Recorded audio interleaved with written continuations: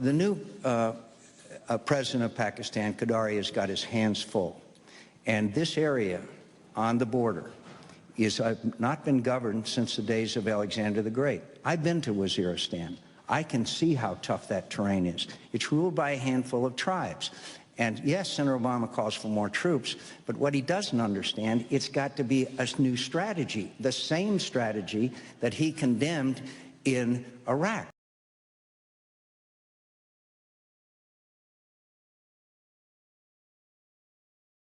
And yes, I went back to Washington, and I met with my Republicans in the House of Representatives, and they weren't part of the negotiations, and I understand that. And it was the House Republicans that decided that they would be part of the solution of this problem.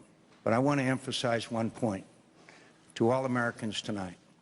This isn't the beginning and the end of this crisis.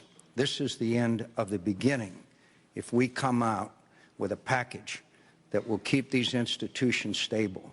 And we've got a lot of work to do.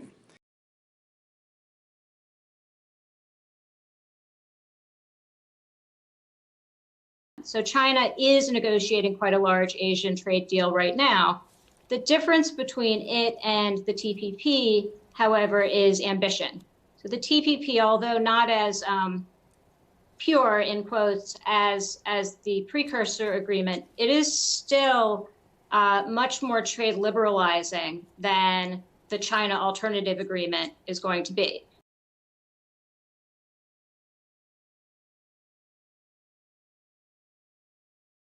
Might have to do with visual art, Picasso's Guernica, when we're arguing about war, etc. That might have to do with poetry, sort of non-literal manifestations of the nonverbal. And it seems to me that there must be a place for that in arguing as well. Exactly how one makes that place, I'm not sure, but I think we need to go there. I think your distinction between your account of rationality is an interesting one. I'd have to think about it a lot. I thought that at the recent conference in Portugal, some people were making an interesting distinction between rationality and reasonableness, and they wanted reasonableness to have a much broader sway than rationality. And if you think of rationality as just adhering to certain structures of belief or inference or reasoning, maybe one can make that work. Whether the visual fits into the rational or just the reasonable, I think I can probably live with it either way.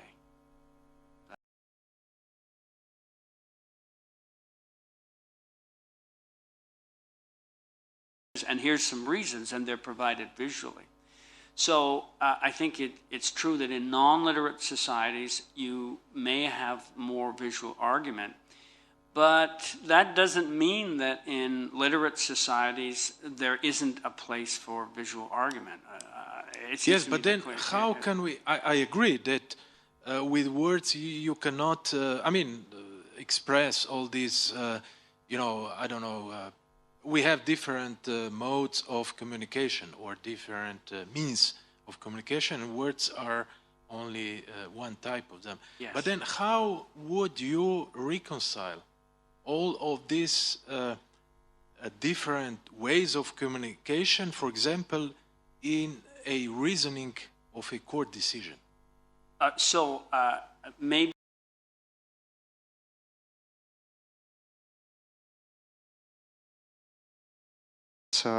my point of view.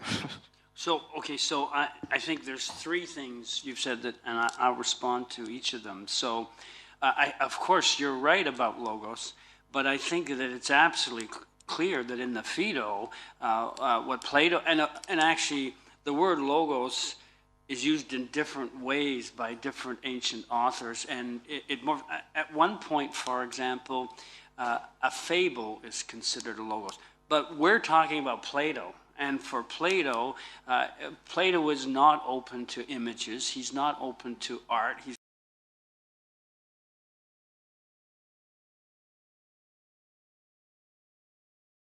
are the wrong way to do it. So I agree with you about logos, but I think in that case, and I'm trying to talk about the use of words, so